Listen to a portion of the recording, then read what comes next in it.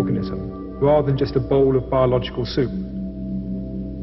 Now, if the genes in a cell are disturbed, that cell may become selfish. It may no longer support the system as a whole, but instead go off, doing its own thing, at the expense of the body. In short, it becomes a cancer. Now, when we consider human beings in a community, we are looking at an organization of minds. And the parallel to the genes is to be found at the center of our consciousness. It's that deeper level of inner wisdom, that inner awareness of being much more than we normally experience, a part of something much greater. And when we lose touch with this inner wisdom, we also become like selfish cells, out of touch with the needs of society as a whole, living at the expense of each other. The philosopher Alan Watts referred to this selfish, isolated way of existence as the skin-encapsulated ego. What's inside the skin is me, what's outside the skin is not me. Biologically speaking, this is, of course, true. We are each separate biological individuals. But it is not the whole truth. We are much more than that. We are creatures with an inner life, with an existence that stretches beyond our biological identity. The reason we become stuck in this limited way of seeing ourselves is because the real self, our deepest sense of I, is actually very hard to grasp. Trying to describe that deeper sense of self is very much like trying to describe a hole in a piece of wood. If you ask people to describe a hole such as this, they may start by saying, well, it's a round hole. You say yes.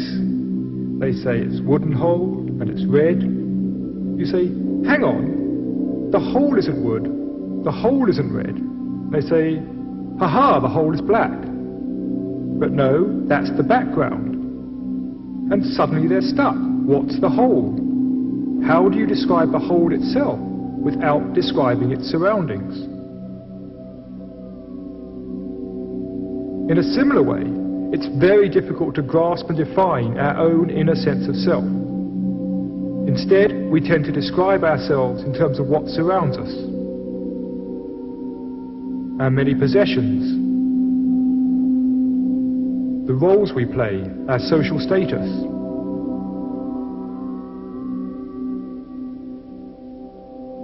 Our beliefs, both scientific and religious.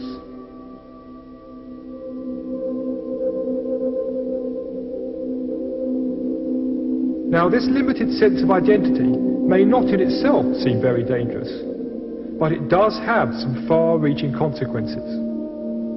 It turns out that many of the ways in which we mistreat and abuse the environment stem from our seeing the world as separate from ourselves.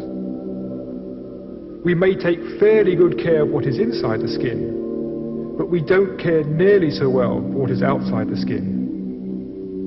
As the late Gregory Bateson said, if this, meaning this me versus the world attitude, if this is your estimate of your relationship to nature, and you have an advanced technology, your likelihood of survival will be that of a snowball in hell. You will die either of the toxic byproducts of your own hate, or simply of overpopulation and overgrazing.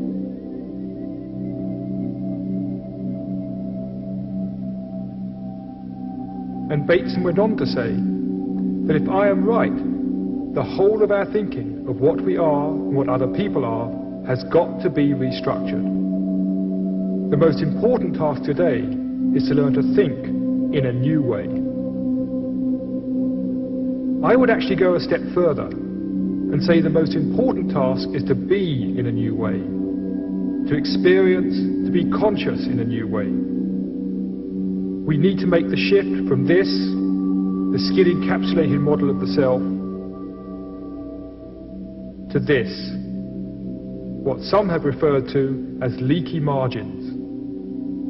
The boundaries are still there, but they are much less solid. In addition, we now experience a greater oneness with the world outside. such a shift of consciousness could play an important part in the next stage of our evolution. If we go back and look at the previous major steps in evolution, we can see that each stage became a platform for the next. Energy led to matter, matter led to life, and now life has led to consciousness. Thus the spearhead of evolution is now the human mind.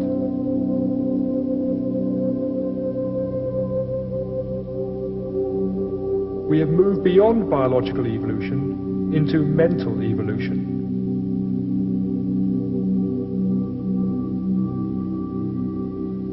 Thus it is not changes in our bodies which will now determine the future, so much as changes in our thinking, changes in our perception, changes in our attitudes. The evolutionary phase which we have now entered is the evolution of human consciousness. Inner development is now the key. In short, evolution has become internalized.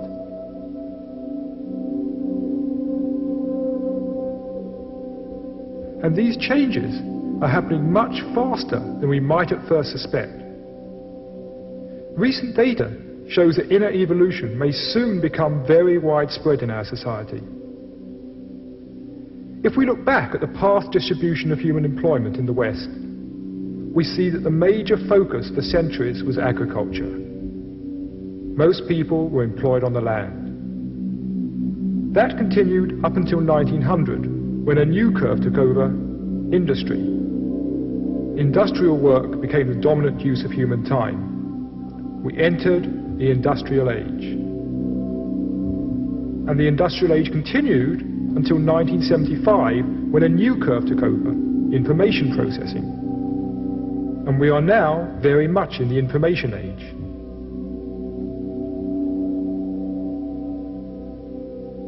And we enter the information age much faster than anybody anticipated. Whereas it took over a century for the Industrial Revolution to have its full effect, the Information Revolution has had a major impact in just 25 years. So the next question is, what will follow the Information Age? Well, there are already signs of a new curve beginning. And although small at present, it is growing even faster than information processing. This curve represents the growing number of people involved in the exploration and development of the vast resources of the human mind itself. These are the people who are beginning to explore what may perhaps be the last great frontier: our own minds. The number may be small at present, but as you can see, if you extrapolate the trend, then by the year 2000, it will have overtaken the information curve.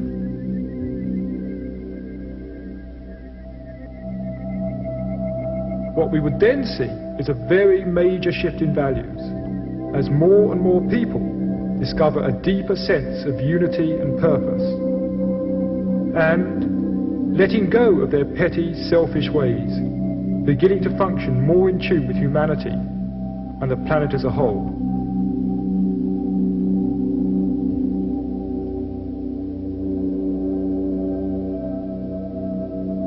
Now, the idea that there are deeper levels to human consciousness is not new. In all ages, all around the world, we find people talking of that same fundamental wisdom, that same basic understanding of life and consciousness.